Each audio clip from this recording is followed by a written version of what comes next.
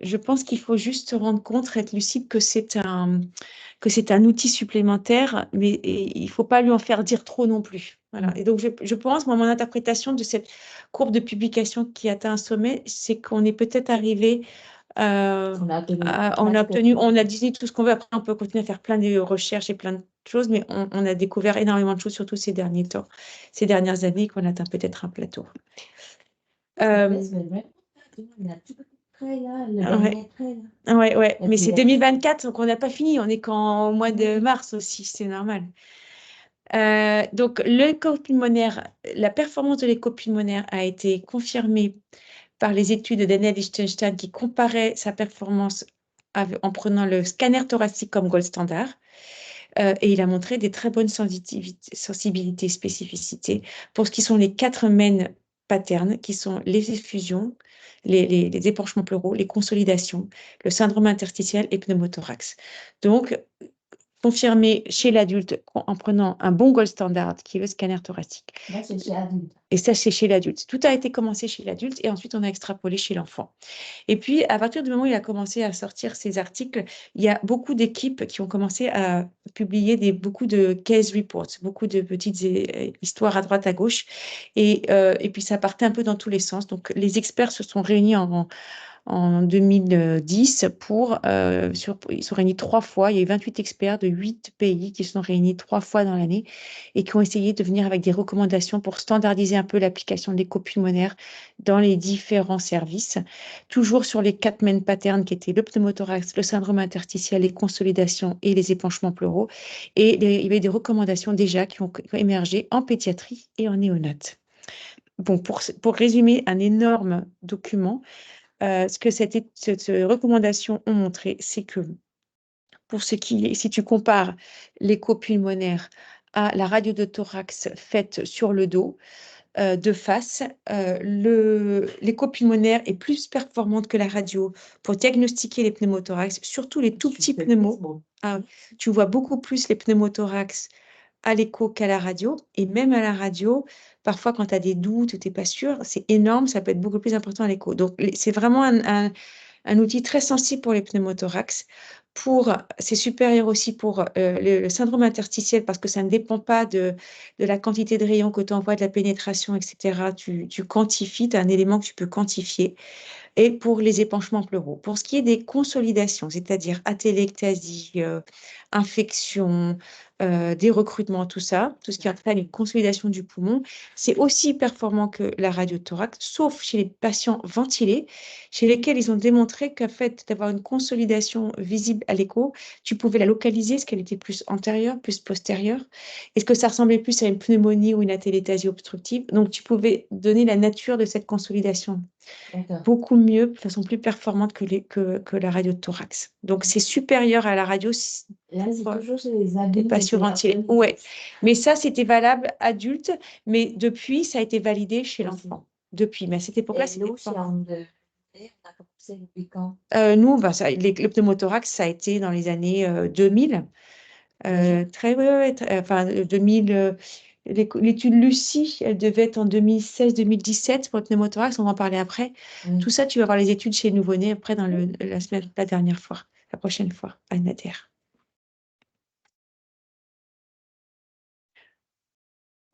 Bonjour Nader. Coucou Nader.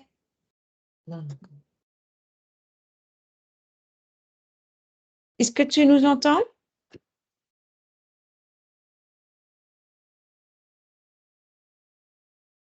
Chat.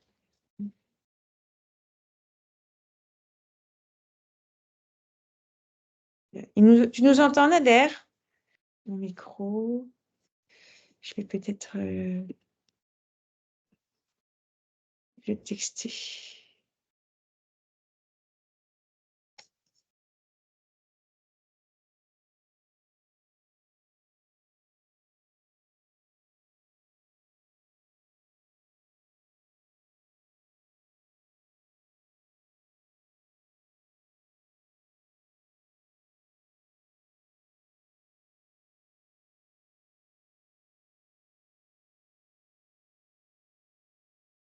Ouais, peut-être c'est sur le. C'est de son côté quand même. Parfois, le réseau, c'est pas tout. Ouais, mais bon, écoute, on va continuer. Est-ce que tu as ton téléphone? Oui, je vais rien tester. Nader, on va continuer et tout va te texter pour voir ce qui se passe de ton côté si tu nous entends.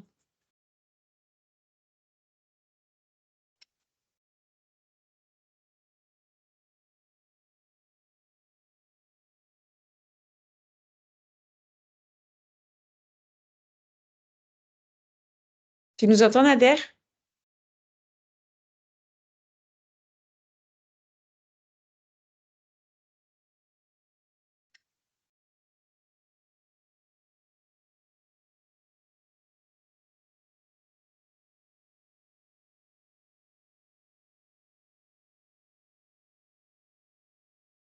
Meeting chat is muted. Qu'est-ce que ça veut dire ça?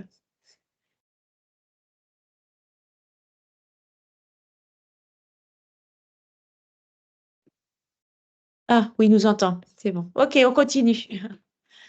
Nader, ce que tu as raté, on était en train de parler de l'evidence-based sur l'écho pulmonaire et j'en étais à ce premier article sur l'Intensive Care Medicine de Volpicelli en 2012, qui était le premier qui apportait des éléments scientifiques qui montraient la supériorité de l'écho pulmonaire sur la radiothorax dans 3 syndromes qui étaient le pneumothorax, le syndrome interstitiel et l'épanchement. La performance était équivalente pour les consolidations pulmonaires, sauf pour les patients ventilés, parce que l'écho pulmonaire permettait de localiser la consolidation et de définir mieux la nature, si c'était plutôt une atélectasie ou plutôt une pneumonie ou un dérecrutement, par exemple.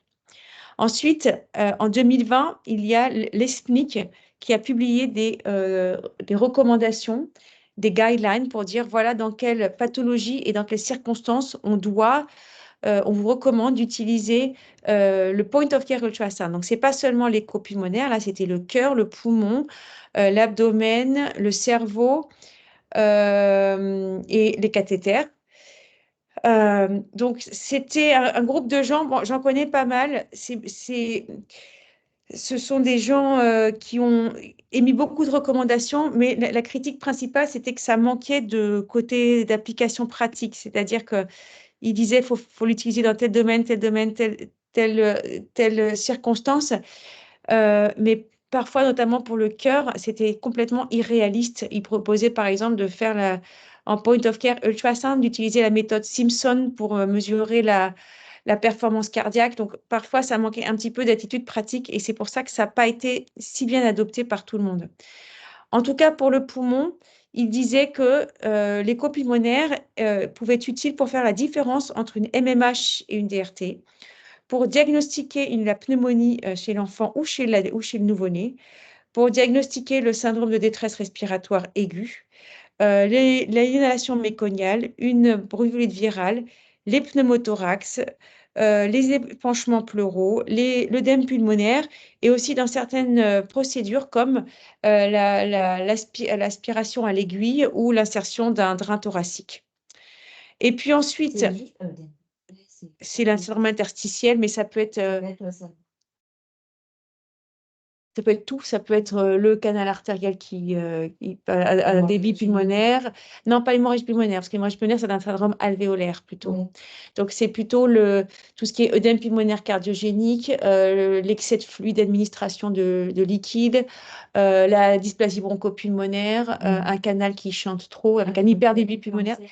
Et ouais, et pas forcément différencié, mais quand tu as un très large canal artériel, si tu as un œdème pulmonaire important, tu peux faire le lien, quoi. Mm.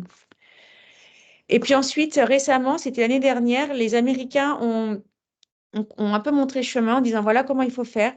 Il faut que vous fassiez des recommandations avec des protocoles pour quelles indications, qu'est-ce que vous cherchez pour le point of care ultrasound. Il disait en termes de governance, c'est-à-dire voilà comment enregistrer vos images, les critères de qualité, où est-ce que vous devez les stocker, comment vous devez faire votre compte-rendu. Voilà, donc toute la prise en charge depuis zéro de l'introduction du point of care ultrasound, donc de l'écho pulmonaire dans un service de néonatologie. et ils ont été reconnus par l'American Academy of Pediatrics. Et ça, c'est quelque chose que c'est une démarche que nous, on avait fait en Angleterre et qu'on est en train de faire. C'est un groupe de cliniciens qui est expert ou qui a l'habitude, qui monte un groupe, qui fait des guidelines, qui fait leur protocole, qui met en place tout l'enseignement, la structure. Ensuite, ils se font reconnaître, leur activité se fait reconnaître par la société experte. Donc en Angleterre, c'est la BAPAM, la British Association of Perinatal Medicine. En France, ce serait la SFN. Et ensuite, comme ça, il y a une certaine légitimité. Et les gens qui pratiquent comme ça l'écho pulmonaire ont une certaine, si jamais il y a des incidents ou il y a des plaintes ou quoi que ce soit, peuvent justifier d'avoir suivi un protocole, d'avoir suivi une formation et que leur pratique est reconnue par la société experte du pays, ce qui donne une certaine légitimité à la pratique de cet examen. Et donc, on avait, juste avant que je parte d'Angleterre, on venait de publier ce fameux protocole, qui est en fait un protocole que vous pouvez prendre, il faut le traduire ici, et directement le mettre en place comme protocole dans votre service. Il est utilisable immédiatement euh, au moment où vous mettez en place l'écho pulmonaire. Donc, l'écho va vous servir à faire des diagnostics quand vous n'êtes pas sûr entre une DRT et une MMH. Faire le diagnostic d'une pneumonie, parfois c'est compliqué. Ces enfants à terme qui ont des détresses respiratoires et des consolidations, est-ce que c'est parce qu'ils ont une aile du méconium? Est-ce qu'ils font une pneumonie? Est-ce qu'il y a autre chose?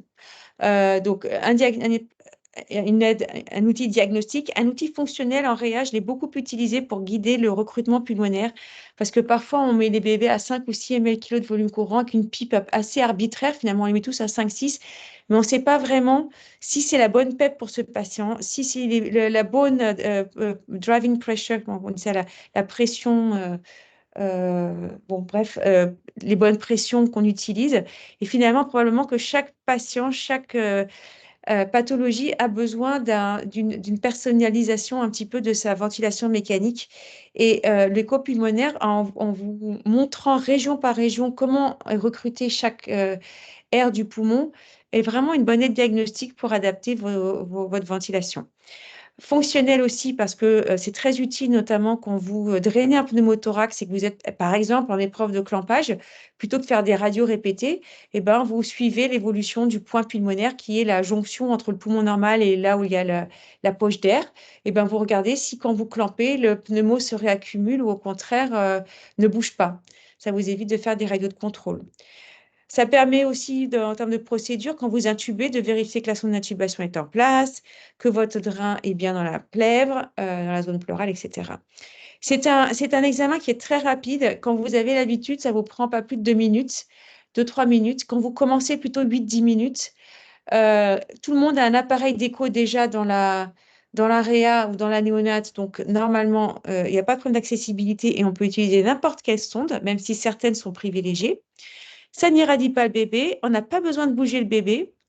On n'a même pas besoin de le bouger du tout. C'est-à-dire que s'il est sur le ventre, on n'a pas besoin de le retourner, ce qui est pratique pour les bébés un peu instables. On peut suivre 4D parce qu'on peut suivre dans le temps en répétant les examens. On peut voir l'évolution en réponse à nos traitements, à la ventilation. Et c'est pas besoin d'investir, sauf si vous n'avez pas du tout d'appareil d'écho. Bah là, il faut en acheter un, mais en général, on a tous un appareil d'écho. L'apprentissage est très rapide, c'est-à-dire que dans les services qui en font beaucoup, les gens en 3 semaines, un mois sont experts. Dans les services où on en faut moins, il faut plutôt 3 mois, 3-4 mois. Et puis, il y a un très bon accord finalement entre les observations des gens qui font les échos. Alors, l'écho-cœur, parfois, les mesures sont différentes. On a des résultats parfois très variables d'une personne à l'autre. Alors, de l'écho pulmonaire, il y a très peu de variabilité. Donc, je partage avec vous cette petite expérience où, quand je suis arrivée dans le service à Londres, il y avait juste la grosse machine, ce Philips, qui servait essentiellement pour faire les ETF et les écho-cœurs. Mais par bonheur, il y avait une sonde linéaire qui était assez grande qu'on utilisait pour les nouveau-nés à terme. Et puis, rapidement, 6 mois après, on a demandé à la fondation d'acheter 2 appareils portables d'échographie pour du point of care. Avec, il y avait des sondes, une sonde cardiaque, une sonde d'ETF et une sonde linéaire, micro-linéaire. Donc, la sonde de référence chez les nouveau-nés, c'est plutôt la sonde linéaire, qui peut être micro pour les prémas ou plus grande pour les nouveau-nés à terme. Mais encore une fois, n'importe quelle sonde pourrait être Donc, utilisée. c'est la linéaire. même s'il n'est pas linéaire. En fait, Daniel Lichtenstein, si tu veux, lui, il recommande cette sonde à droite, qui est la sonde curvilinéaire, qui correspond à notre sonde d'ETF. Bon, le problème, c'est que l'espace entre les côtes des bébés, il est plus grand que celui chez l'adulte. Donc, ça convient très bien pour l'adulte, cette sonde curvilinéaire, et pour nos ETF, mais en fait, en pratique, c'est trop gros pour l'espace intercostal des bébés. Donc, ça n'existe pas encore, la sonde micro curvilinéaire pour les nouveau-nés. Donc, tout le monde utilise les sondes linéaires. Elles peuvent être soit linéaires comme celle de gauche, soit les hockey sticks, on appelle ça les cannes de golf. Voilà, vous avez ces deux types de sondes linéaires et les deux sont... Nous, à déjà, on a ça, on peut pas comme ça. Vous pouvez commencer avec ça. Tu peux tout à fait commencer. Le village n'attend toujours C'est ni ensemble. Quand tu commences, c'est moins évident. Mais en fait, Daniel Lichtenstein, lui, il dit c'est pas la linéaire qu'il faut prendre, c'est celle-là. Bon, il fait pas trop de nouveau-nés non plus. Mais tu peux très bien commencer avec une sonde semi-convexe. Et d'ailleurs, quand on fait le crashing néonate, qui est la sonde qu'on utilise quand on doit scanner des régions précises de tout le corps, quand un bébé se fait un arrêt cardiaque brutal inexpliqué ou un bébé qui crache, tu ne sais pas pourquoi, il y a un algorithme chez le nouveau-né qui utilise euh, cette sonde, euh, cette sonde microlinéaire. Il est parti, Nadia. Il est revenu. Voilà. Voilà. Donc tout est possible. En théorie, tout c'est possible. Mais après, pour utiliser par exemple une sonde cardiaque, ah, ça y est, on te voit. Ah, oui, enfin, oui, j'ai Euh, réglé le problème. Génial. Et c'est plus facile quand même si vous commencez de commencer tout de suite avec une linéaire. Et encore une fois, ça peut être une canne de golf ou une linéaire comme ça. Je vous conseille quand même de commencer par ça. Alors, donc pour récapituler, juste un rapide rappel sur les sondes, on a les sondes linéaires qui sont très haute fréquence de 10 à 20 MHz, surtout utilisées pour les structures superficielles. Et nous, ce qu'on regarde, c'est la ligne pleurale, donc qui est très proche de la surface. On a les sondes qui sont microconvexes comme les ETF, là. C'est pour les choses qui sont un petit peu plus profondes. Et c'est la sonde qu'on utilise pour l'algorithme du bébé qui crache.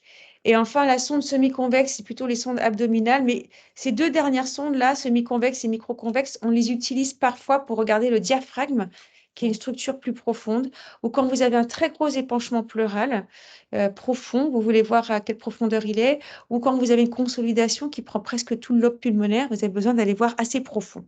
Donc, pour la superficie autour de la ligne pleurale, c'est la sonde linéaire. Si vous devez aller voir plus au fond, c'est la sonde microconvexe ou semi-convexe. Alors, les settings sur votre machine, il n'y a que 3 boutons à connaître pour le POCUS.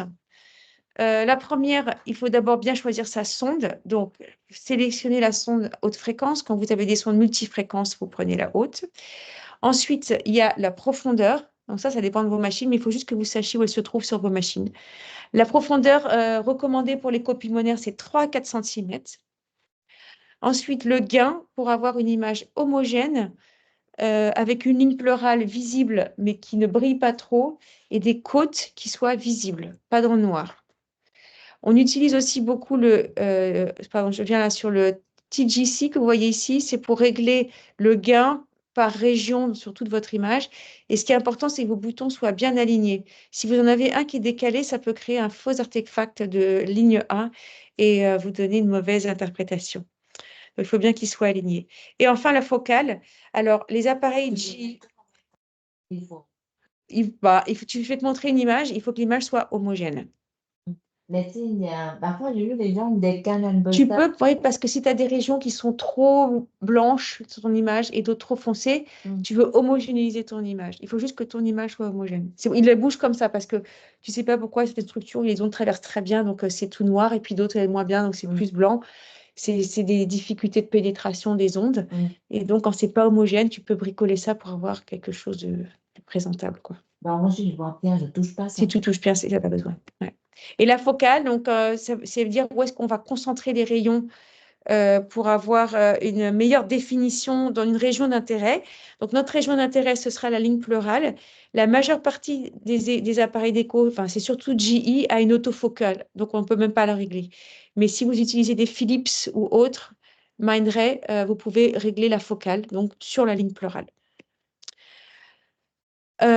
Donc, l'écho pulmonaire, elle est basée sur l'interprétation d'artefacts. Et ce sont essentiellement des artefacts de réverbération. Ça veut dire quoi? Ça veut dire que les ondes, qu'elles vont traverser des tissus d'acoustique impédance différentes, plus la différence d'impédance va être importante, plus les ondes vont être réfléchies. Or, quand on regarde, les ondes, elles vont d'abord traverser, si on regarde ici, par exemple, à droite, on a la sonde qui va être mise sur la peau, qui va envoyer des ondes. Et ici, on a deux tissus, ici et ici, qui ont des différences d'impédance acoustique pas très différentes. Ce qui fait que la majeure partie des ondes vont passer ici et une toute petite partie seulement va être réfléchie.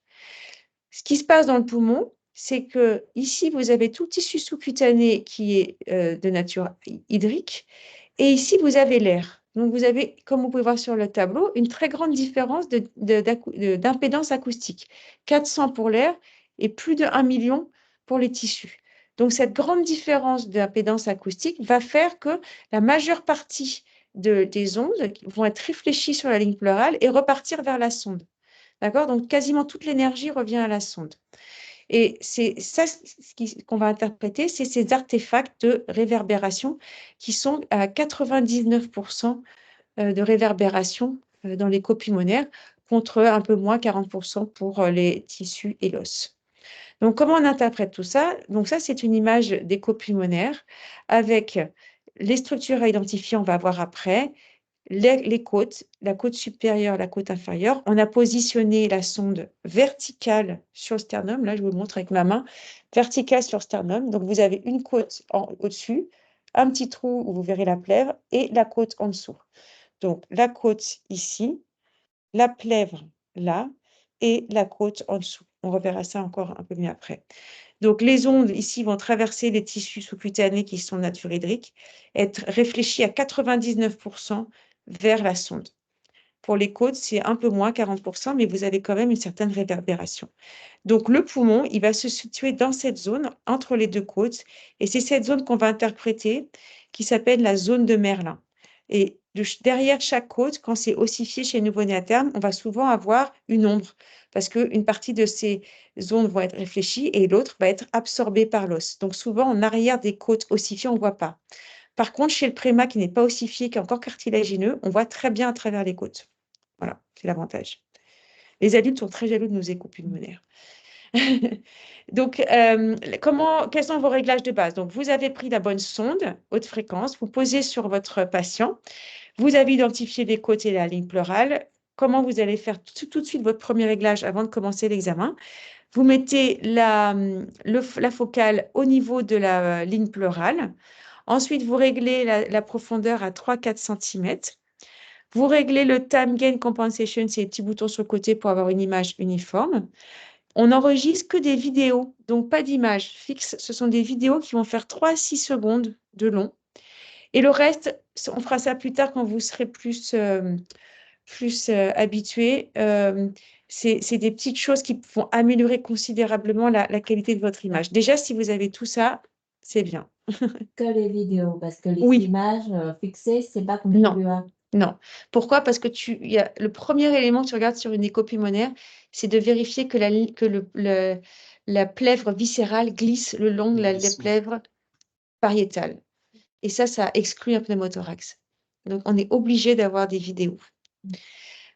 Juste un tout petit truc, la ligne d'après, c'est no harmonics.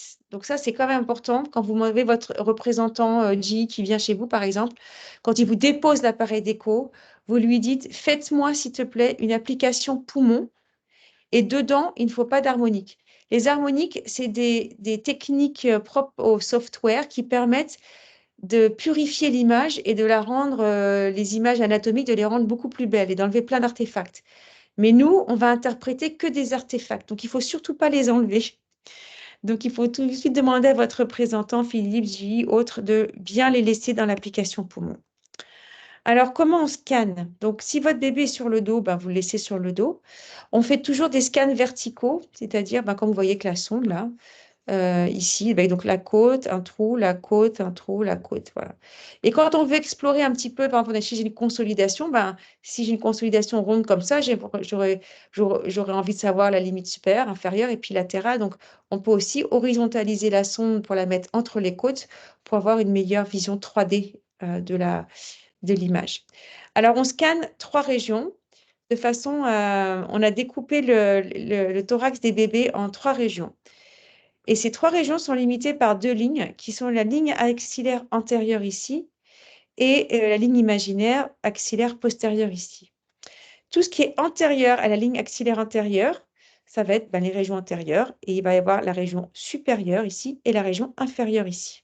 Supérieure, inférieure. Pour la région axillaire, il y a une seule région axillaire. Et en postérieur, pareil, dans le dos, on tourne un tout petit peu le bébé pour glisser notre sonde dans le dos du bébé et on voit la partie apicale postérieure et basale postérieure. D'accord? Donc, chaque poumon est divisé en 5 régions. C'est très important de tout explorer. Même si vous avez l'impression que votre écho est complètement normal en antérieur, en axillaire, vous dites, oh, je ne vais pas déranger le bébé. Si vous avez fait l'écho, c'est que vous avez une question précise à poser et une réponse attendue.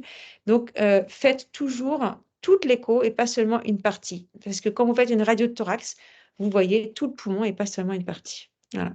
Donc, en récap, vous avez la région apicale droite antérieure basale, axillaire, apicale postérieure et apicale basale à droite et à gauche. Alors, à gauche, normalement, il y a cette région que tout le monde scanne, qui s'appelle la région basale antérieure gauche. Et ils mettent des scores aussi. Il ne faut pas vous inquiéter si vous n'y arrivez pas, parce qu'en fait, ici, il y a le cœur. Et moi-même, je la scanne très rarement, cette région, parce que le cœur prend toute la place. Donc, je ne sais pas comment ces gens scorent et examinent. Mais bon, en théorie, il y a cette région examinée. Je reprends comment on positionne la sonde. La sonde est verticale, la côte supérieure, la côte inférieure et la ligne pleurale. Ici, côte supérieure, côte inférieure, la ligne pleurale. L'orientation est importante, c'est très important, notamment pour la DRT. Il faut que votre petit curseur lumineux de la sonde, votre petit marqueur, soit en haut de la sonde. Ce qui veut dire que la tête, quand vous la mettez verticale comme ça, le petit marqueur va être du côté de la tête du bébé. D'accord? Tête du bébé ici. Donc, quand vous faites cette vue-là, la tête du bébé est à gauche de l'écran, les pieds du bébé sont à droite de l'écran. Quand vous passez en horizontal, c'est la convention universelle de l'échographie, c'est-à-dire que vous mettez la droite du patient à gauche de l'écran et la droite du patient la droite du patient à gauche de l'écran et la gauche du patient à droite de l'écran. Ça, c'est la convention universelle des échographies. Voilà. Donc, les principes, ils sont basés sur les artefacts uniquement, qui sont dynamiques. C'est pour ça qu'on ne fait que des vidéos. Et les lésions doivent être en contact avec la surface. C'est-à-dire qu'on ne va pas être capable de revoir les lésions qui sont proches du île pulmonaire, les ganglions, les tumeurs. Mais bon, en fait, ce n'est pas tellement les pathologies qu'on rencontre. Et quand on réfléchit, toutes les pathologies néonatales, elles touchent la surface du poumon. Donc, en fait, ça correspond très bien pour le nouveau-né. Donc, comment on commence? On commence par le signe de la chauve-souris qui a été décrit par Daniel Lichtenstein en bas à gauche. Il a comparé, en fait, l'important, c'est de trouver le poumon. On peut très bien se faire avoir au début en scannant autre chose que le poumon, notamment quand on descend un peu bas, on tombe dans le tube digestif, on fait des diagnostics terribles de pneumonie alors que c'est un estomac qui est plein, de pneumothorax alors que c'est juste de l'air dans le tube digestif. On peut faire des diagnostics de pneumothorax alors que c'est de l'emphysème sous-cutané. Donc, c'est très important de bien débuter son examen en confirmant que ce qu'on regarde, c'est le poumon. Pour ça, donc il a dit, regardez une chauve-souris, vous avez le bord supérieur de chaque aile qui correspondent au bord supérieur des côtes supérieures et inférieures. Côte supérieure ici, côte inférieure là. Et le corps de la chauve-souris ici, eh bien, c'est la ligne pleurale qui est là. Donc, c'est ce qu'il appelle le BAT5. Et c'est vraiment important quand je fais les premiers cours, quand on fait les premiers cas cliniques. Je suis un peu rabat-joie. Les gens disent, oh, je vois ça. Je m'en fiche, tu commences par trouver le poumon. Et toujours, où est la côte supérieure, où est la côte inférieure et où est la ligne pleurale. Et après, vous allez voir, il y a les muscles intercostaux ici, le tissu sous-cutané, etc. La profondeur ici, elle est bien de 4 cm. OK? Voilà, donc ça, c'est l'aspect du poumon normal. Et je vous ai dit qu'il faut prendre des vidéos. Et pour l'instant, je ne vous ai montré que des images. On va voir ça juste après. Donc, cette ligne pleurale qu'on voit, c'est très important. Elle apporte énormément d'informations.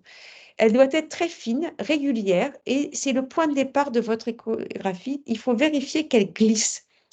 On dit qu'elle glisse, c'est-à-dire que la plèvre viscérale, la plèvre pariétale, elle est fixe, mais la plèvre viscérale va glisser le long, je vais faire comme ça, le long de la plèvre viscérale va glisser le long de la plèvre pariétale.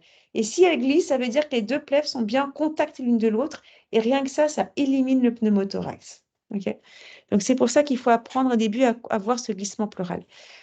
Autre chose, si on met un M-mode, un temps mouvement sur un poumon qui respire, donc là j'ai la côte supérieure, une côte là, la ligne pleurale, la ligne pleurale, la ligne pleurale.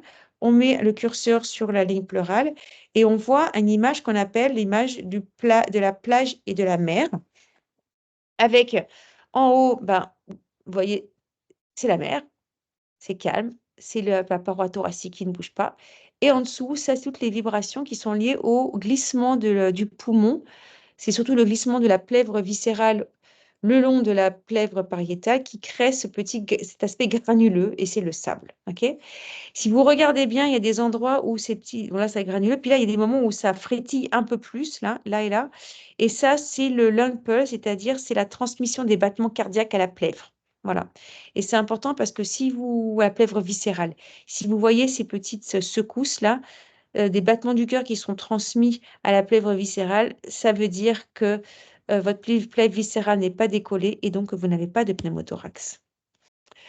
Alors, le premier artefact qu'on identifie, puisqu'on a dit qu'on n'avait que des artefacts de réverbération, ce sont les lignes A.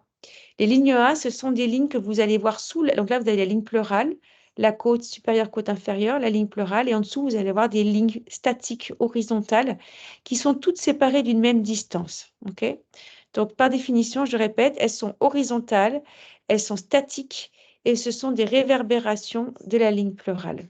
Alors, voilà comment elles sont construites.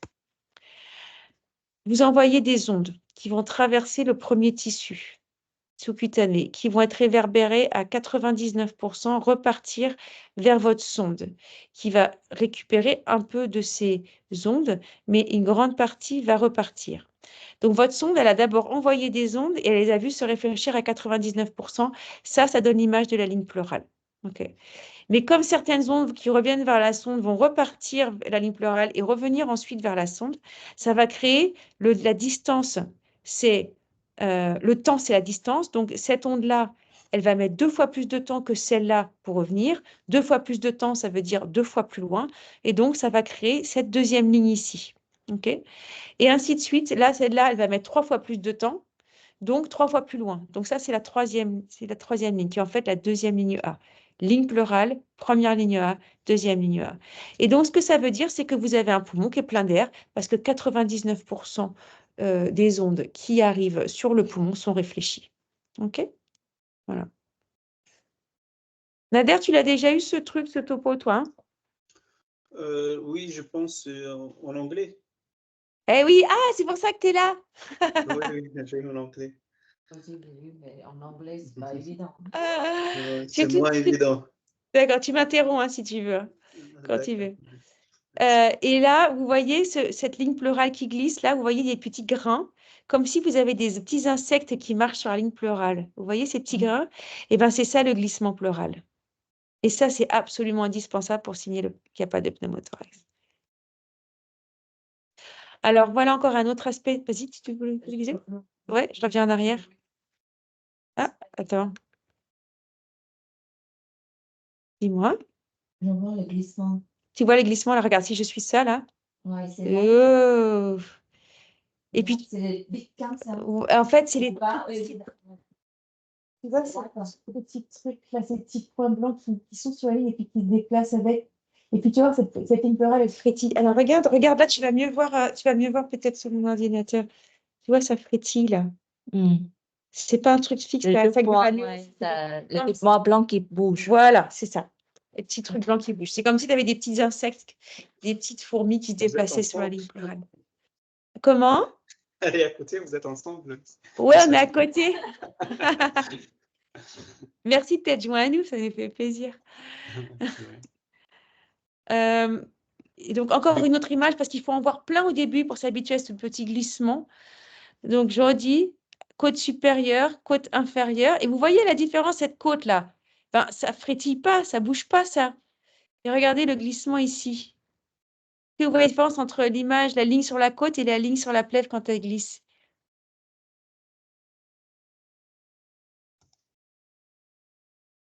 Moi, je vois ça glisse. Tu vois, ça glisse? Ouais. Parce qu'il y a les petits trucs. Voilà. Et si tu regardes, tu peux comparer à ici sur la ça bouge un peu, mais en fait, ça ne frétille pas, ça ne se déplace pas. Tu vois, les points ne se déplacent pas, alors qu'ici, les points se déplacent. OK? Donc ça, c'est quand on est, la ligne pleurale, elle est régulière, elle est fine et elle glisse. Ça, c'est quand on est en vertical. Si je mets ma sonde en horizontale, et vous avez, pardon, les lignes A ici et là, et vous voyez, cette distance-là, c'est la même que cette distance-là. Et là, voilà, et là, je passe en horizontal entre les côtes, et là, vous avez des lignes horizontales ici. D'accord? Voilà. Alors, ça, c'était le premier artefact. Ligne A qui veut dire, en fait, c'est qu'il y a de l'air, horizontal, statique, équidistant. Et la deuxième artefact qu'il faut connaître, ce sont les lignes B qui traduisent la présence de liquide dans l'interstitium pulmonaire. Pas dans les alvéoles, mais dans l'interstitium. Donc, à ce moment-là, elles s'opposent point par point en ligne A. La ligne A, elle était horizontale, mais la ligne B, elle va être verticale. La ligne A était statique, la ligne B va bouger en même temps que la plèvre. Et elle va partir de la plèvre et bouger avec cette plèvre. Et la ligne A, elles sont toutes séparées de la même distance. Les lignes B, elles peuvent être séparées de distances très variables, voire même fusionner entre elles.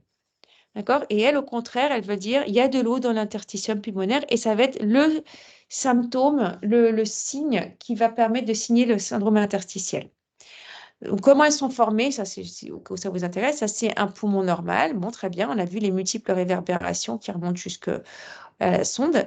Quand vous avez de l'eau dans le poumon, ben, au lieu que, la sonde, que les ondes s'arrêtent à la ligne pleurale, elles vont continuer dans les septa interlobulaires puisqu'il y a de l'eau. Donc, elles vont continuer jusqu'à ce qu'elles rencontrent de l'air. Et à ce moment-là, il va y avoir plein de réverbérations entre ici, la sonde, entre ici, par exemple, et la réverbération vers cette alvéole pleine d'air, vers ici, cette alvéole-là. Il va y avoir de multiples réverbérations entre les zones aérées et les zones avec de l'eau, et puis y compris aussi entre la plèvre et cette région-là. Et donc, ces multiples réverbérations à l'intérieur, entre la plèvre et à l'intérieur des septa interlobulaires, là où on commence à rencontrer de l'air, mais aussi à l'intérieur de ces septa pleines d'eau ou pleines d'air, et ben, ces multiples réverbérations en up and down font que ça fait plein de petites réverbérations qui se succèdent. Et en fait, ces lignes B qu'on dit verticales, c'est une succession de petites lignes horizontales. Voilà. Comme ça qu'elles sont construites. Mais ça, ce n'est pas très important.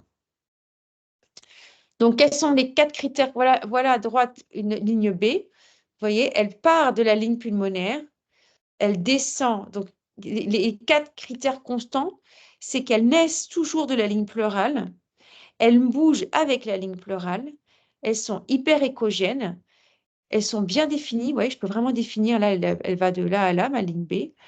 Elle ne tarit pas, son intensité ne diminue pas. Plus vous pouvez mettre, Daniel Liechtenstein, il dit pour savoir que c'est une ligne ligne B, il faut aller jusqu'à 7 cm pour être sûr qu'elle est toujours aussi échogène. Ça veut dire que comme la ligne B, c'est pathologique. Alors, on va voir après, c'est que c'est pathologique. Oui, sauf chez un bébé qui vient de naître. Nous, nos bébés, ils ont tous des lignes B. Voilà. Mais en pratique, s'il a un bébé d'une semaine, il n'est pas censé avoir de ligne B. Nous, si on reste le matin quand on se lève, je pense qu'on a tous une ou deux lignes B dans le dos parce qu'on est resté, si on dorme sur le dos, tu vois. En fait, c'est le nombre. C'est pathologique à partir de 3 ou plus. En 3 ou plus, entre deux espaces intercostaux, tu définis syndrome interstitiel. D'accord? Mais vous voyez comment elle est faite, cette ligne B? Oh, elle est plus jolie sur ton écran que sur le mien, d'ailleurs. Ah ouais. Bon, donc... Et puis, 3 critères quasiment constants, c'est qu'elles sont bien définies, qu'elles ne se tarissent pas quand on augmente la profondeur de l'écran. Et aussi important, vous voyez ici, elles font disparaître, elles effacent les lignes A. Quand vous avez une ligne B qui passe sur une ligne A, elle va l'effacer. D'accord? Je vous laisse un peu pour que vous regardiez bien à quel point elle peut l'effacer quand elle passe devant. Voilà. Et c'est une multitude de petites lignes horizontales. Bah, par contre, ça, c'est mieux chez moi. Voilà, et donc ça signe à 100% de sensibilité, de spécificité, la présence d'un syndrome interstitiel, quand on en a 3 ou plus entre deux espaces intercostaux. Voilà.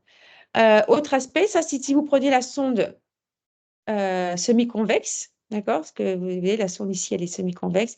C'est très, très beau, c'est là qu'elles ont été décrites. Vous avez ces espèces de comètes, ces artefacts qui sont hyper écogènes, qui ne diminuent pas d'intensité. Là, elles sont pas mal séparées, puis là, elles sont fusionnées. Et là, on voit plus de lignes noires, mais on devrait les voir normalement. Et puis à droite, c'était chez un bébé. Vous voyez, ces lignes B qui partent un peu là dans toutes les directions parce qu'on n'a pas réglé un truc qui s'appelle le Spatial Compounding Factor. Normalement, on doit empêcher que les lignes B partent dans toutes les directions, mais faire que seulement les verticales. Donc ça, c'est un réglage qu'il fallait faire sur la machine. Mais donc, si je récapitule, j'ai une côte ici, une côte là, et vous voyez, mon réglage n'est pas bon parce que ma côte est trop noire. Donc là, je devrais agir sur le TGC pour éclaircir un peu cette région pour qu'on voit mieux mes côtes. OK? Après, là, la ligne pleurale, elle est bien claire, elle ne brille pas trop. Et puis, je cherche les lignes A, et là, on en devine une ici, là, et puis une là. Ouais, voilà, là, il y en a là. Ouais, non, non, c'est A. Seulement, probablement qu'on en a. On a aussi une là que tu ne vois pas. Hein. L'image n'est pas très bonne. Je t'ai compté les lignes B, cette image. Et là, c'est quoi? C'est des lignes A. Et probablement c'est que tu pas normalement les mêmes distances. Mais peut-être que tu ne la vois pas, celle qui est là. Elle n'est juste pas visible. Peut-être parce que tu as des lignes B qui la. Tu vois ici, tu en as un peu moins, tu arrives à la voir.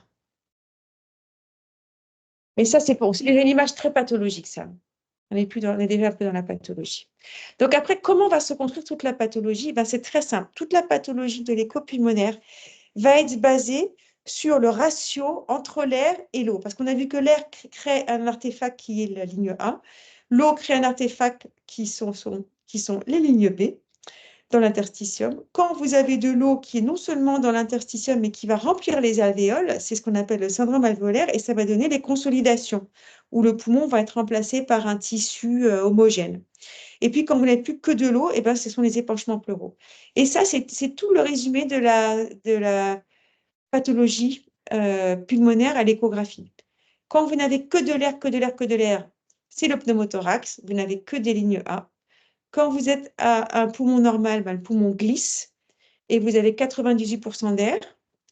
Vous avez essentiellement des lignes A, mais une ligne pleurale qui glisse. Le syndrome interstitiel, ben, c'est de l'eau dans les interstitiums pulmonaires. Vous avez des lignes B qui apparaissent et il y a une corrélation proportionnelle, directement proportionnelle, démontrée scientifiquement entre la quantité, l'importance de l'œdème interstitiel et le nombre de lignes B.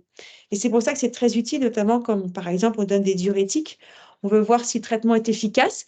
Et ben, il suffit que chacun quantifie le nombre de lignes B dans chaque région. Ça se fait très vite. Vous dites, ben, dans cette région, j'ai à peu près 5 lignes B par espace intercostal. J'ai mis mes diurétiques, je n'en ai plus que 2. Ben, ça a amélioré. Voilà. Une question. Ouais. Alors, du coup, tu sais, par exemple, tu as minime pneumothorax. Ouais. Et en fait, par rapport au mouvement normal, Ouais. tu vois, c'est à peu près pareil. Donc, le seul différence que tu vas avoir ici, c'est la ligne pleurale qui ne bouge pas. Il y a d'autres choses. Il y a d'autres choses. On va faire. Ça ressemble. Ouais, ça ressemble beaucoup. Il y a d'autres choses qui vont changer. Il y a 4 signes pathognomoniques à chercher pour le pneumothorax. Et ça, on verra dans la pathologie. Ouais. Mais c'est pour aussi vous montrer que les lignes A, ça peut être pathologique ou physiologique. Et ça va dépendre s'il y a un glissement pleural ou pas. Mais on va te faire deviner à la fin, là. On va te faire deviner les signes du pneumothorax. Donc ça, tu vois, c'est un pneumothorax. Je vais le mettre en pause, pardon. Attends, est-ce que je peux le mettre en pause, ce truc? J'ai fait un petit non, je peux le mettre en pause. Donc, la ligne pleurale ici et les côtes. Tu vois la ligne A ici. Là, vous avez un poumon normal. Là, ça glisse. Oui, c'est Tu bien. vois, ça glisse. Là, vous avez des lignes B qui apparaissent. Vous avez de plus en plus d'eau dans l'interstitium, la plèvre. Et là, vous n'avez plus que de l'eau, avec même des petites consolidations sous-pleurales. Donc ça, c'est syndrome alvéolaire de la MMH. Là, vous avez quasiment des grosses consolidations qui commencent à apparaître, qui sont de plus en plus profondes et qui deviennent parfois très profondes. Ils prennent tout un poumon. Oui, tout ça, vous pouvez le faire. Et ça, c'est une pneumonie dans laquelle vous avez l'air et le pus qui bougent. Vous voyez la différence entre ce qu'on a vu avant et ça? L'aspect de la consolidation n'est pas le même dans la pneumonie, dans le pneumothorax et les épanchements. Là, c'est le cœur. Ça, c'est le poumon qui est complètement comprimé par l'épanchement. C'est une atelectasie passive. Je sais. Ah, si, je peux. Donc, c'était une atelectasie passive, on reverra ça, où tu as un épanchement pleural qui est tellement important qui comprime ton poumon. Et ça, c'est très important. L'écho pulmonaire m'a sauvé plusieurs situations où on avait des discussions mais interminables en équipe en Angleterre entre ceux qui ne valaient surtout pas mettre une aiguille dans le thorax pour enlever le liquide en disant, bon, le bébé est intubé ventilé, mais il est que sous 35%. Bon, il a 24 de Pmax, mais c'est une extravasation d'un cathéter. On va attendre, ça va se résorber, on attend. Et puis, tu leur montres cette image et tu montres un poumon qui est complètement collabé, il n'y a rien qui rentre, et tu as juste le liquide qui le comprime. Je dis, mais pourquoi tu fais ça? Si tu enlèves le liquide, le poumon, il va se rouvrir et c'est terminé. Donc, ça aide parfois à orienter certaines discussions et surtout à les rendre plus rationnelles, à les rendre moi j'ai l'habitude de faire ci, moi, j'ai l'habitude de faire ça. Et ça aide à prendre des décisions, je pense, un peu plus rationnelles, parfois de voir les choses. Voilà. Toujours important, il faut regarder la jonction thoraco-abdominale. Quand vous faites vous scannez la base des poumons, il faut toujours regarder la jonction parce que vous pouvez avoir des surprises. Donc ça, c'est la base à droite avec le poumon ici qui glisse, quelques petites lignes B, vous voyez, les lignes A qu'on voit très bien, ça c'est le sternum avec l'implantation des côtes. Et ici, on voit le diaphragme et le foie. L'instant, tu poses Vertical. Mais Je te montre Nader. Attends, merde, évidemment. Là, je suis à droite et je suis à la base. Voilà. D'accord. Et j'ai la jonction avec en haut le poumon et en bas le foie, là, et le diaphragme. Et c'est important, pourquoi? Parce que chez les tout petits, les 23 et les 24 semaines, ils peuvent avoir une augmentation des pressions, une pathologie respiratoire, mais qui peut très bien être liée à une pathologie abdominale. Moi, j'ai eu ça une fois avec un début d'effusion d'un cavité VO dans l'abdomen, et pas de signe digestif, mais une augmentation des pressions sur le ventilateur. Et ce qu'on a vu, c'est qu'il y avait un énorme épanchement déjà intra-abdominal, pas visiblement symptomatique, mais au moins vous êtes sûr qu'il n'y a pas un truc dans l'abdomen, genre un pneumopéritoine, un épanchement pleural. Enfin voilà, c'est de bonne guerre de vérifier quand même cette jonction. Voilà. Les limitations, c'est qu'il faut être systématique. Quand vous faites une radio de thorax, vous faites une radio, c'est terminé, mais là, il faut tout regarder. Il faut vraiment tout investiguer. Il y a une région que vous ne pourrez pas voir, c'est derrière pas les clavicules, les omoplates. On ne passe pas derrière les omoplates, sauf chez le préma, mais en fait, vous n'allez pas bien voir. Il faut que les lésions soient en contact avec la surface, mais ça, c'est vrai pour quasiment toutes les pathologies néonatales. Et on n'est pas bon pour diagnostiquer les surdistensions, c'est-à-dire pour le recrutement en mode surdistension qu'on voit en HFO, on n'est pas encore bon, donc il faut continuer à faire des radios pour l'HFO. On finit par trouver, mais bon. Comme il nous reste 5 minutes, je vous propose de faire le pneumothorax, mais ce n'est pas moi qui vais dire, c'est vous qui, si vous avez bien compris comment sont générés les artefacts, vous allez pouvoir définir tout seul que donne un pneumothorax à l'échographie pulmonaire. Donc, on a dit qu'on commençait par quoi quand on scanne? La première chose qu'on regarde, c'est quoi? Les côtes Les côtes. et la ligne pleurale. OK. Glissement. Nader, tu es d'accord? Ouais, les côtes et glissement. Ouais. OK. Donc, si j'ai... Alors, identifier les côtes, identifier où est la plèvre, déjà. Ouais. Ensuite, on regarde la plèvre. Il faut qu'elle soit comment, la plèvre? Il y a un glissement. Elle glisse. Ouais. Elle glisse et qu'elle soit Homogène. homogène Homogène. et Fine. fine et régulière. Quand elle épaissit, c'est qu'il y a un syndrome alvéolaire.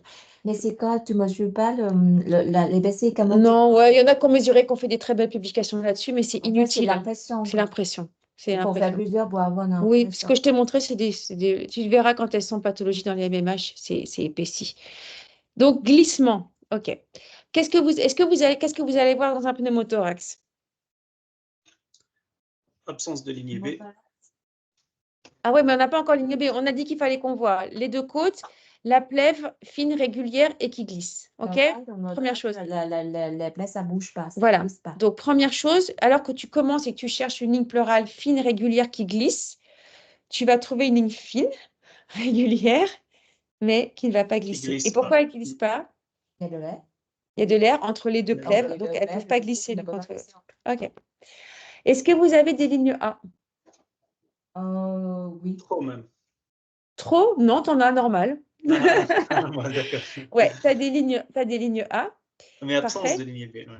Eh oui, pourquoi tu n'as pas de ligne B? Parce que Il n'y a que de en l'air. fait, il y a de l'air qui Ouais. bloque Il y a la zéro. liaison déjà. Bah ouais. Du coup, Il n'y a pas de parenchyme pulmonaire. c'est ça.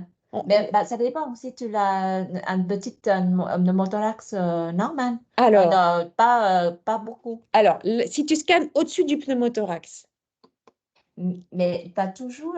Imagine si tu n'as qu'une distance réfléchis. entre les. Non, mais tu as raison, tu vas nous faire découvrir le dernier point. Le Oui, dernier parce point. qu'en fait, si tu as juste tu vois, genre si c'est beaucoup, oui, tu vois pas la ligne. Voilà. Pas plus blanchime. Ok. Mais s'il y en a un modéré ou léger, tu as Ouais. quand même de la blanchime. Bon, tu te rappelles, ta sonde, elle est grande comme ça, sur bébé, tu la mets là, verticale. Disons que tu as une toute petite lame de pneumo, là. Il y a un moment où tu vas être dessus, tu vas être que sur de l'air, parce que ton footprint, il Bah, fait 1 millimètre. on Hein. fait 5 cm. Ouais, mais ton footprint, la largeur de ton empreinte sur ta sonde, elle fait quoi? Elle fait 2-3 millimètres. Oui. Donc, tu as une bonne chance quand même, si tu as un pneumo antérieur, là, quand même, d'être sur une poche avec que de l'air sous ta sonde, parce que ta sonde, elle est fine. D'accord. Donc, dans cette région-là, Normalement, il n'y a pas de normalement, ligne B. parce que tu n'as pas de parenchyme. D'accord. Et si tu as une ligne B, est-ce que ça peut être un pneumothorax? Oui. Est-ce que c'est léger si tu. Non, tu es sur une région avec que de l'air. En fait, c'est très simple. C'est soit tu es sur une région avec de l'air, mais soit tu te mets sur une région avec pas d'air. Après, on verra ce qui se passe quand tu te mets à cheval sur les deux. On y vient. Mais si tu es sur une région avec que de l'air, est-ce que tu peux avoir une ligne B? Normalement. Non, Non, normalement, si tu t'en n'as as pas pas. tissu, il n'y a pas. Donc, si tu as un doute, tu as une région avec plein de lignes A, tu as l'impression que la plèvre ne glisse pas, mais que tu as une ligne B, c'est pas un pneumo, c'est un bébé qui est distendu. D'accord? Parce que ta plèvre, elle ne bouge pas beaucoup parce que ton bébé, il est comme ça, Distendu.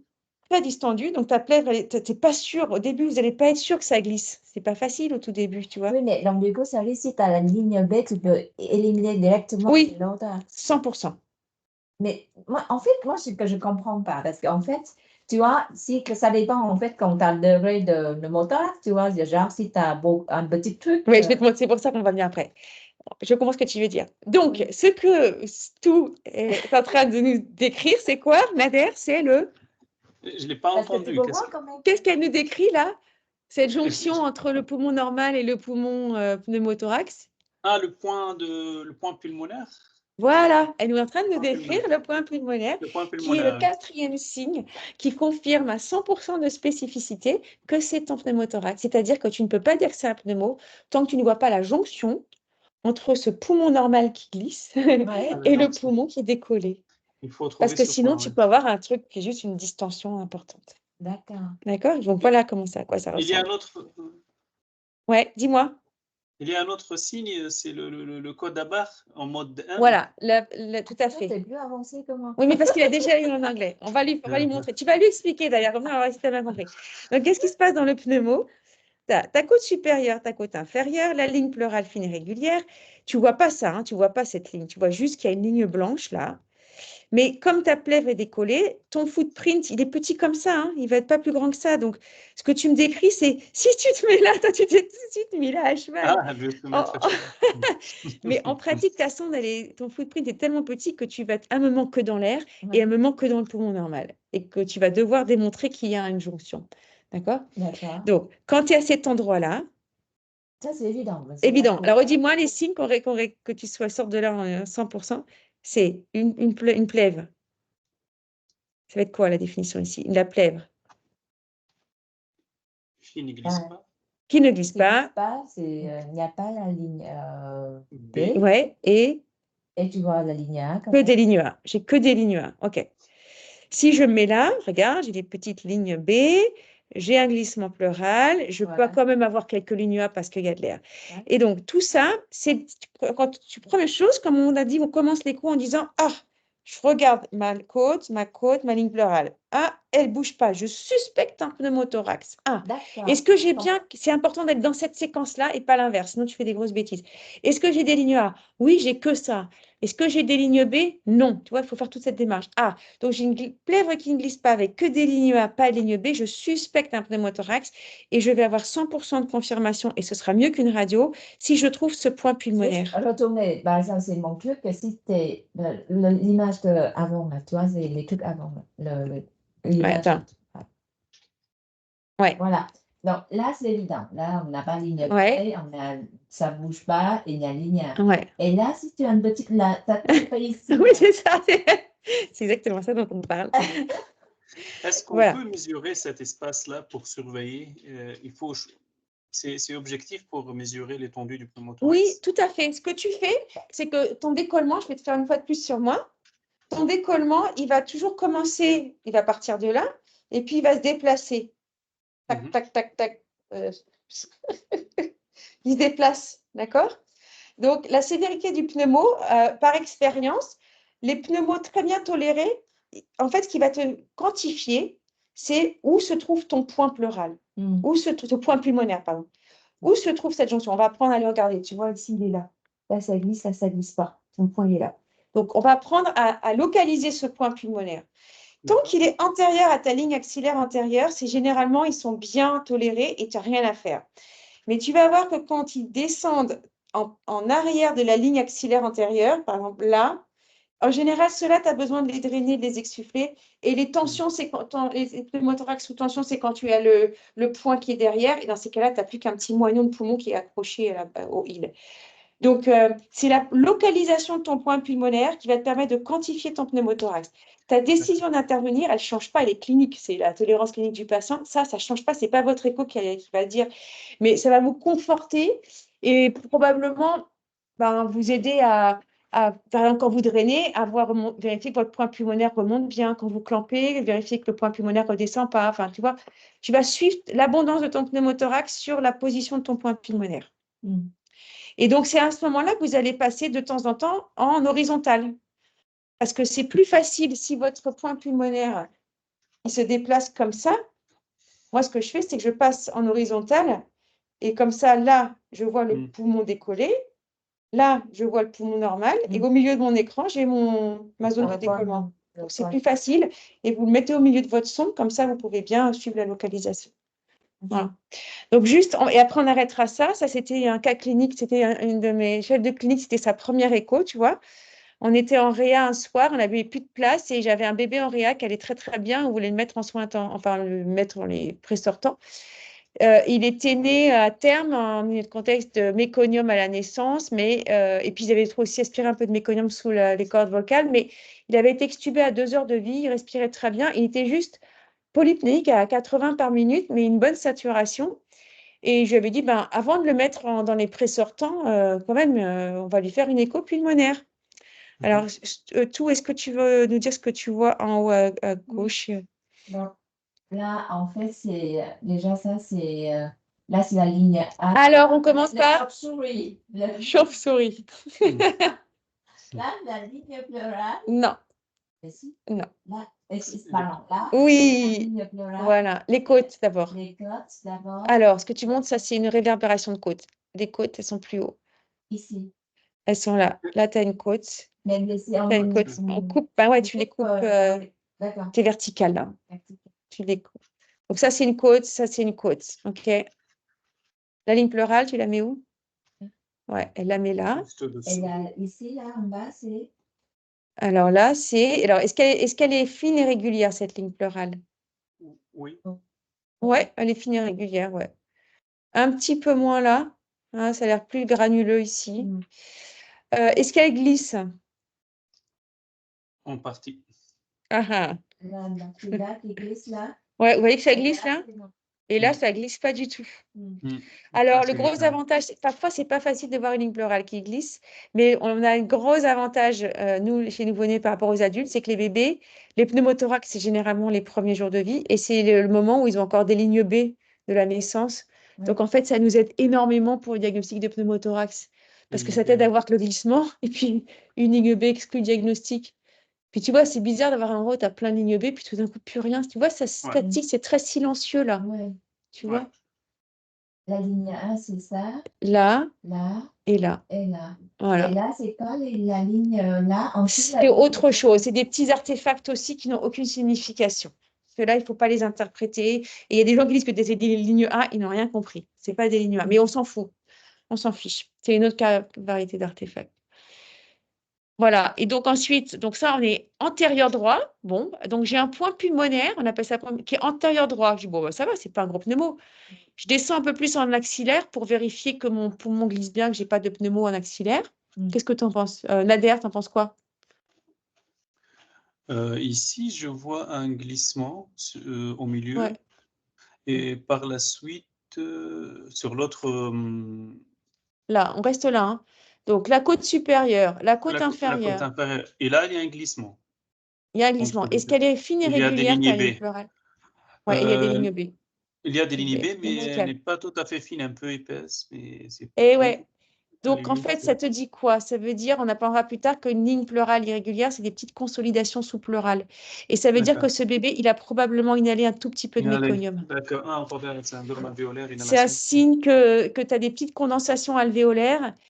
Alors bon, ça peut être le pneumothorax qui comprime peut-être un peu, mais tu dis, ce poumon, il est peut-être que ce bébé a un tout petit peu inhalé quand même, hein. Le signe n'est pas régulier, c'est ça? Ouais, elle est irrégulière, ça veut dire que tu as des alvéoles sous la plèvre qui sont en pleine d'eau condensée. On verra ça dans le prochain cours. Et donc ça, donc tu as un pneumothorax antérieur gauche, une petit pneumo antérieur gauche. Et quand on regarde à droite, alors tout, qu'est-ce que tu en penses? Donc, déjà, il faut checker les côtes. Voilà, Donc là, ouais, ça, ouais, là, c'est la ligne pleurale. ouais, Et là, je vois qu'il ne bouge pas ouais. beaucoup. Mm. Ici, là, surtout là. Mm. Et là, ça bouge un peu, là, ici. Ça glisse un peu. Alors, ça bouge ou ça glisse, ce n'est pas pareil. Est-ce que ça se débloque, ça se bouge en masse ou est-ce que ça glisse? Est-ce que tu vois des petits insectes qui glissent dessus Non. ou pas? Non. Non, ça bouge, mais ça glisse. Voilà. Tu en penses quoi, Nader? Pareil, je vois pas de ligne B et je pense que ça glisse pas, ça bouge, je vois Non. pas. Alors, pourquoi ça bouge? Et c'est vrai qu'au début, c'est très traître. Pourquoi ça bouge comme ça? C'est le mouvement du thorax, Le mouvement. Il est mouvement respiratoire. polypnéique, en fait. Mouvement Ouais. respiratoire. Ouais, il est polypnéique et souvent quand ils ont des signes de lutte, en fait, ça fait que tout la paroi thoracique bouge parce qu'il y a ces signes de lutte. Et alors du coup, on confond un peu parce que c'est entre le glissement et que ça bouge. Donc il faut vraiment regarder, est-ce que cette ligne frétille? Tu vois, c'est vraiment regarder ce mouvement ce grésillement, c'est un grésillement plutôt de la ligne pleurale. Tu vois. Ouais. Et surtout, ce qui t'aide, c'est de voir le poumon, si tu as le poumon à côté qui glisse, d'autres poumons qui glissent pour comparer. La ligne 1, ligne 1. Ah, ouais. Ici, donc là, on est antérieur apex, apical, antérieur en bas. Ouh, bah là, qu'est-ce que tu en penses, la Nader? On est où là, au milieu? Moi, Antérieur, base. là, pareil, je vois une ligne pleurale fine, mais Donc les côtes, hein, comme le d'habitude. code, je vois le code, puis la ligne pleurale qui est Je vous fine. dis ça, puis- j'insiste parce qu'une fois, Liechtenstein m'a montré une photo une vidéo d'emphysème sous-cutané. On s'est tous plantés. D'accord? Il faut juste faire gaffe de bien voir tes côtes. Si tu ne les vois pas, Ouais, c'est que c'est c'est d'emphysème schématique. sous-cutané. Ouais. OK. Donc, il y a le code, puis une ligne pleurale qui est fine, Ouais. mais qui bouge un peu, mais je vois pas un glissement évident. Non. Pas de Des ligne lignes B. A, pas de ligne B. Ouais. Pas de ligne B, c'est sûr. Je sais pas si c'est des Ouais. artefacts ou de lignes. Là, Les tu as les lignes interventions. A. Là, t'as les lignes A. Tu peux Ah oui, améliorer ton TGC, là. Tu vois, c'est trop noir en bas. Il faudrait homogénéiser un peu cette image. Et puis donc, bon, bah, je suis en antérieur, là, et je vois que du pneumo. Je suspecte un pneumothorax, mais je ne l'ai pas confirmé.